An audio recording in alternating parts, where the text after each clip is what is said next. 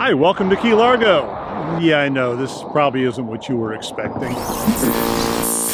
So if you're like everyone the first time they come to the Florida Keys and you drive over that very first bridge and you go, what the hell is this? Because it's not what you're expecting.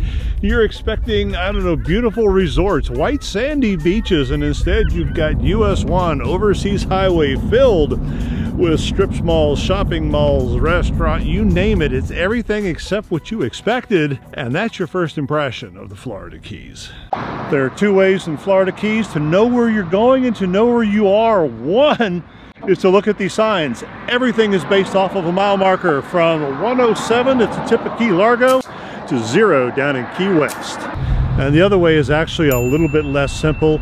You go ask a local and they're going to tell you to go down the road a piece, maybe 2 miles, look where the old marina used to be, turn left and ask Billy. He'll guide you the rest of the way. And yeah, we got a whole lot of that down here too.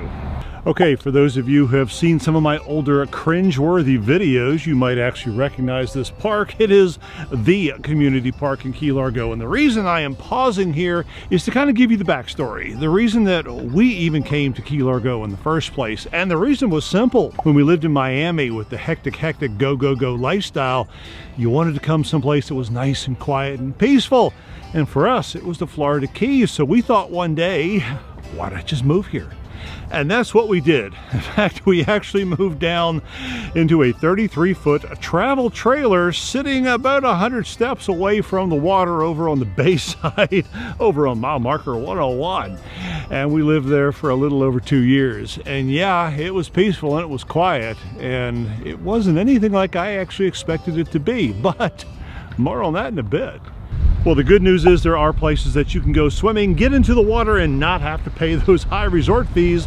This is just such a place. This is called Rowell Park. It used to be Rowell Marina, kind of behind me where you kind of see the scuba divers playing around. That's where you can go. It is very, very deep. It's actually kind of very, very protected, and you can go jump in anytime you want. You got the water here. You can put a kayak in if you want. It's a little choppy today. I may not recommend it.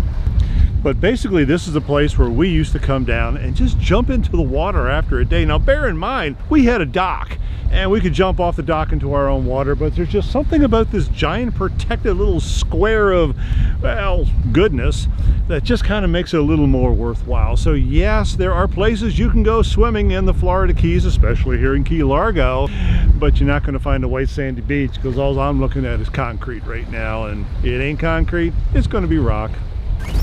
So how slow is too slow? Well, let me tell you how slow can be. This is really rural America. And by that I mean think farmland. Think out in the middle of nowhere, central Nebraska. That kind of rural, only instead of cornfields and cattle, we've got fishing boats and water. It's that kind of rural. It's that kind of slow. It's the sort of pace where everybody knows everybody. Everybody's very friendly with everyone. Everyone has the same gossip as everyone.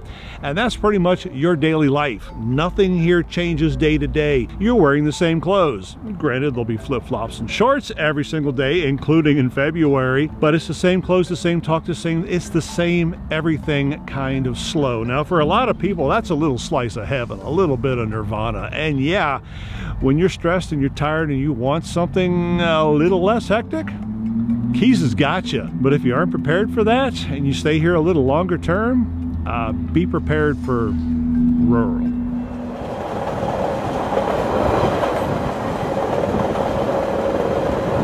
Nope, I am not in Key Largo right now. I'm actually a couple islands down the chain in Upper Matacumbe. And the reason I am here is to talk about this, which is the Hurricane Monument. Now, I know you're going, what does this have to do with Key Largo? Well, everything. Okay, here's the scoop, and I actually get to show you how naive I can be. When I first came to the Florida Keys, I thought this was a monument to all hurricanes, but no, it is a monument to one very specific hurricane that happened in 1935. But in order to understand why all of this is important, you have to go back in time a little bit to, well, when none of this was connected. Back in before this, none of these islands had a road on them. If you wanted to get from here to there, you had to take a boat. The exception of Key West. No, there was no connection. A guy named Henry Flagler decided to create a railroad.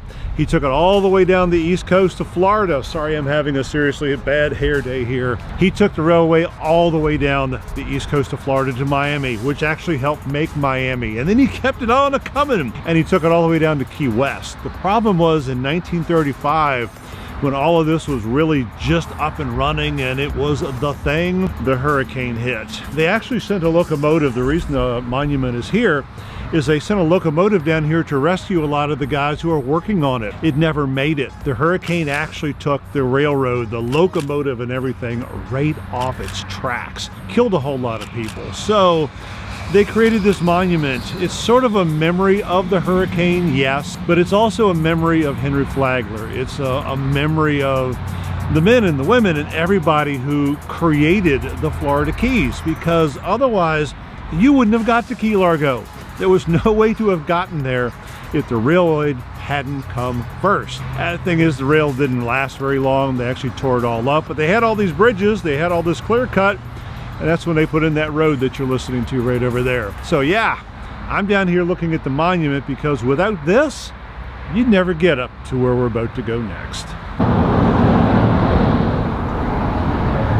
Bring the pie first. You're gonna wait till after you eat the fries. Oh no, we want the pie first. Okay. Yeah. That's fine. This You're is adults, so you can have dessert first. Okay. All right. Wait for it. I had this all rehearsed and now I forgot what I was going to say. There are a lot of things in the Florida Keys where everybody can agree on, but there's one big one which no one can, and that's who makes the best key lime pie. Now for me, I'm sitting in front of it right now. This is Mrs. Mac's kitchen. There's actually two of them, and we're in the newer one. It's in an old Pizza Hut. Go figure.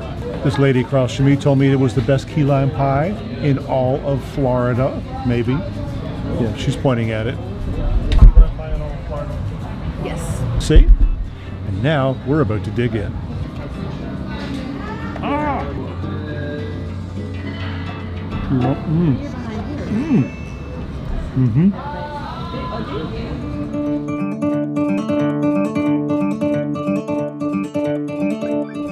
So do I miss living in Key Largo? Well, yeah, no. Yeah, it was a really nice break when we used to live in Miami and everything was hectic, go, go, go. And we came down here and we chilled for a couple of years, but do I want to move back and have that same lifestyle? No, no, that is just not me. Especially as this whole round the world travel, let's just see how many countries and places and people we can pack into 1 year thing happens. I can't imagine coming down here and living where I wear the same shorts, same t-shirts, same flip-flops, talk to the same people and hear the same gossip every single day. I just don't see that as being in my near future. Actually, I don't even see it being in my far future.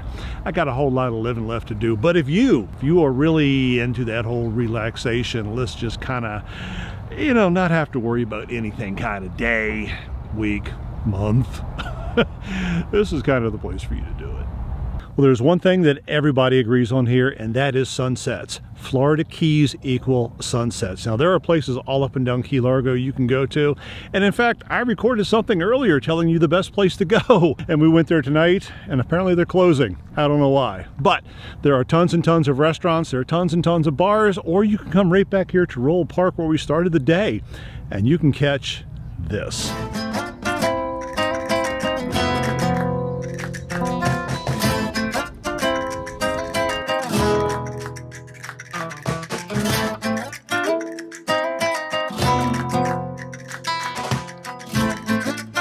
So sunsets, it's what we do best down here. Another thing we do best down here is stone crabs. So I want you to click on this video that's popping up somewhere around the top, and it's definitely down in the bottom in the description. It's an island, I don't know, about an hour south from here, but I highly recommend that you watch it. I highly recommend that you try it. And with that, be healthy, be happy, and we'll see you real soon.